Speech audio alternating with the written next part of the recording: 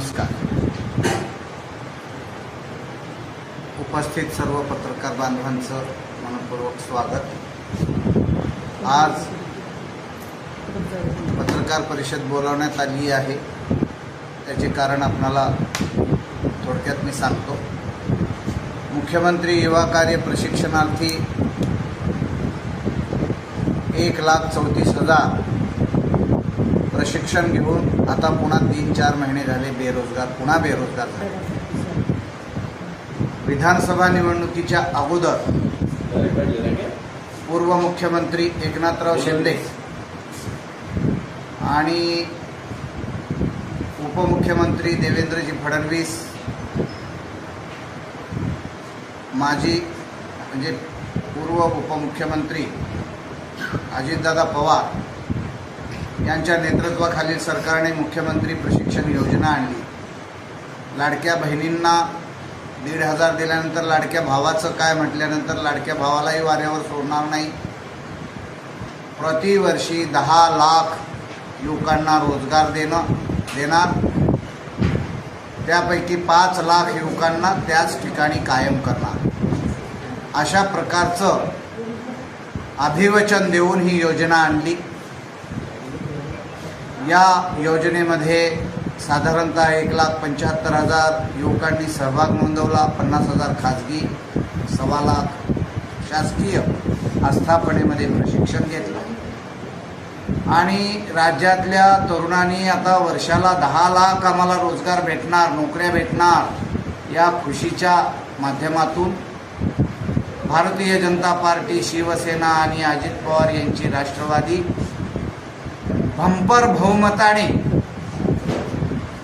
विजयी झाली. 232 जागा या ठिकाणी त्यांनी मिळवल्या.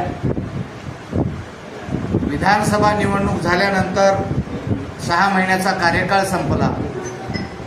6 महिन्याचा कार्यकाळ संपल्यानंतर आम्ही आंदोलनं केली. पुन्हा 5 महिन्याचं एक्सटेन्शन दिलं.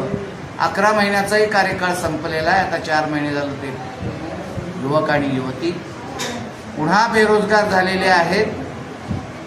अशा या बेरोजगार झालेल्या युवक आणि युवतींना कायमस्वरूपी रोजगार देण्यासाठी आम्ही विविध 19 आंदोलनं केले. शेवटचं आंदोलन आम्ही नागपूर येथे हिवाळी अधिवेशनात लोटांगण मोर्चा काढून प्रार्थना केली, लोटांगण नमस्कार घातला. त्या लोटांगण मोर्चावर गृह विभागानं लाठीचार्ज केला. आमच्या महिला भगिनींचे कपडे पाडले. अनेक इंजुऱ्या झाल्या. आमचे निखिल म्हात्रे जखमी झाले, पाय मोडला. अशा परिस्थितीमध्ये राज्यामधलं हे सरकार राज्यातल्या बेरोजगार युवकांना रोजगार देण्याच्या दृष्टीने कुठेही गंभीर दिसत नाही.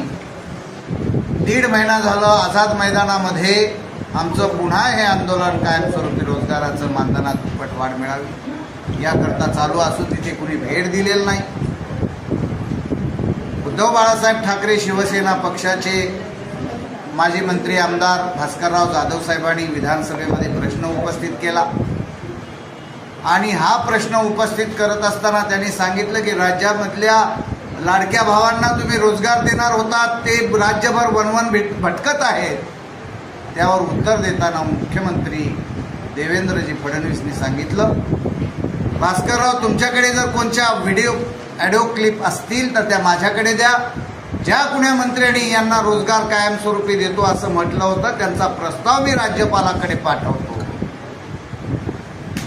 म्हणजे संविधानाची पायमिल्ली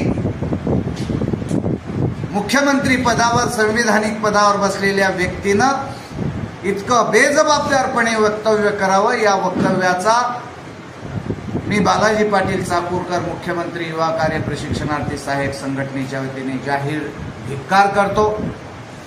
आणि आपल्या सर्व पत्रकार बांधवांना त्यांनी जे काही आम्हाला आश्वासनं दिले होते त्यांची मी व्हिडिओ तुम्हाला वाजवून दाखवतो. अगोदर मुख्यमंत्र्याची वाजवी.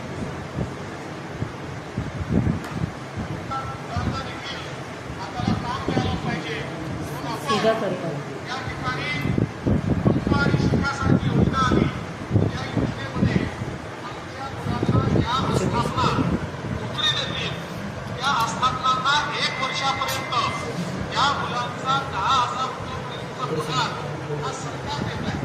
10 लाख लोकांना आपण नोकऱ्या देतोय. त्यातल्या जवळपास 1.5 लाख लोकांना नोकरी आपण ऑलरेडी दिलेल्या आहेत. मी तुम्हालाही विनंती करेन की हां